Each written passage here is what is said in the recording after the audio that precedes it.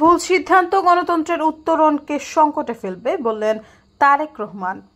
সরকারের যে কোনো ভুল সিদ্ধান্ত দেশের গণতন্ত্রের উত্তরণের যাত্রাপথকে সংকটে ফেলতে পারে বলে শঙ্কা প্রকাশ করেছেন বিএনপির ভারপ্রাপ্ত চেয়ারম্যান তারেক রহমান। তিনি বলেন, পতিত ফ্যাসিবাদী অপশক্তি রাজনীতিতে পুনর্বাসনের সুযোগ নিতে ওত পেতে রয়েছে। বুধবার বিকেলে ঢাকার সাভারের আশুলিয়া থানা সংলগ্ন স্থানে এক প্রতিবাদ সমাবেশে তারেক রহমান এই কথা বলেন।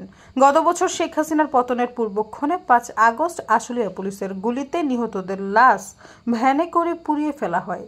এ দিনটিতে নরকীয় হত্যাযজ্ঞের ঘটনা স্মরণে ঢাকা জেলা বিএনপি এ সমাবেশের আয়োজন করে। সমাবেশে লন্ডন থেকে ভার্চুয়ালি সংযুক্ত হয়ে প্রধান অতিথির বক্তব্য দেন তারেক রহমান। তিনি বলেন, অন্তর্বর্তীকালীন সরকারের প্রতি দৃষ্টি আকর্ষণ করে বলতে চাই, শত শহীদের রক্তের বিনিময়ে পতিত পলাতক পরাজিত বিতাড়িত ফ্যাসিবাদী অপশক্তির রাষ্ট্র রাজনীতিতে পুনর্বাসিত হওয়ার সুযোগ নিতে ওত পেতে আছে।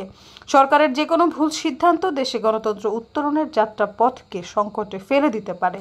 দেশে ফ্যাসিবাদ উগ্রবাদ চরমপন্থা মাথা ছাড়া দিয়ে উঠতে পারে।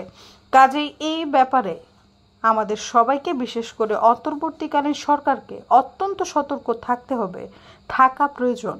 সৈয়দা ফারিয়া, সমযোগ।